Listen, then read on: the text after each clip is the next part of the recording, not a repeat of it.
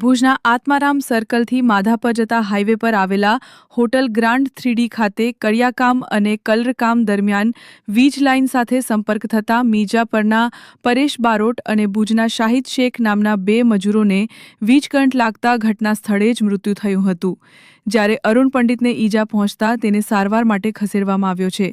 સાંજના સમયે બનેલી આ દુર્ઘટના અંગે પોલીસે વધુ તપાસ હાથ ધરી છે। પશ્ચિમ કચ્છના પ્રાગપર પોલીસ સ્ટેશન વિસ્તારમાંથી ગેરકાયદેસર હાર્ડમોરમ ખનીજનું ખનન કરતી એક એક્સ્કેવેટર મશીનને પકડી પાડવા માટે લોકલ ક્રાઇમ બ્રાન્ચ પશ્ચિમ કચ્છ ભુજ દ્વારા અસરકારક કાર્યવાહી હાથ ધરવામાં આવી। ટીમને બોચા ગામની સરહદે આવેલા સરકારી પડતર વિસ્તારમાં ખાનગી બાતમીના આધારે એક્સ્કેવેટર દ્વારા ગેરકાયદેસર ખનન ચાલતું હોવાનું જણાયું હતું। સ્થળ ઉપર તપાસ કરતા ખનન કાર્યવાહી ચાલુ હાલતમાં હતી અને ખનન માટે કોઈ લીજ અથવા સરકારશ્રીની પરવાનગી મેળવવામાં આવી ન હોવાનું સાબિત થયું હતું। પરિણામે ₹15 લાખની કિંમતનું એક્સ્કેવેટર મશીન કબજે લઈ પ્રાગપર પોલીસ સ્ટેશન ખાતે સોંપવામાં આવ્યું છે અને આગળની કાયદેસર કાર્યવાહી હાથ ધરવામાં આવી છે। સ્થળની વિગતો ખનિજ વિભાગ અંજારને જાણ કરી સ્થળ તપાસ માટે રૂબરૂ રિપોર્ટ આપવામાં આવ્યો છે।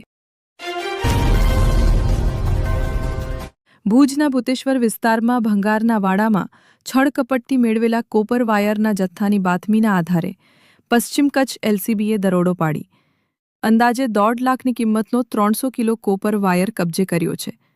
પોલીસના જણાવ્યા મુજબ નફીસ અબ્દુલ સત્તાર મલેક નામના શખ્સના વાડામાંથી મળેલા વાયર અંગે કોઈપણ પ્રકારના કાયદેસર દસ્તાવેજો ન મળતા પોલીસે જથ્થો કબજે કરી નફીસની અટકાયત કરી છે અને આગળની કાનૂની કાર્યવાહી શરૂ કરવામાં આવી છે। ભુજ તાલુકાના માધાપર નવાવાસ વિસ્તારમાં ભાદરકા સોસાયટી નજીક આવેલી કાસમસા પીરની દરગાહ પાછળના પાણીના ટાંકામાંથી 54 વર્ષીય સુરેશ પ્રેમજી સોલંકીનો મૃતદેહ મળ્યો છે। મળતી માહિતી અનુસાર મૃતક નજીકમાં રહેતા હતા અને કોઈ અજાણ્યા કારણોસર પાણીના ટાંકામાં પડી જતા તેમના ડૂબી જવાની આશંકા વ્યક્ત કરવામાં આવી છે। ઘટનાની જાણ આજે સવારે 8:30 વાગે સ્થાનિકો દ્વારા પોલીસને કરવામાં આવતા ફાયર વિભાગની મદદથી મૃતદેહ બહાર કાઢવામાં આવ્યો હતો। મૃતદેહને પોસ્ટમોર્ટમ માટે જીકે જનરલ હોસ્પિટલ ખસેડવામાં આવ્યો છે તથા પોલીસે વધુ તપાસ હાથ ધરી છે।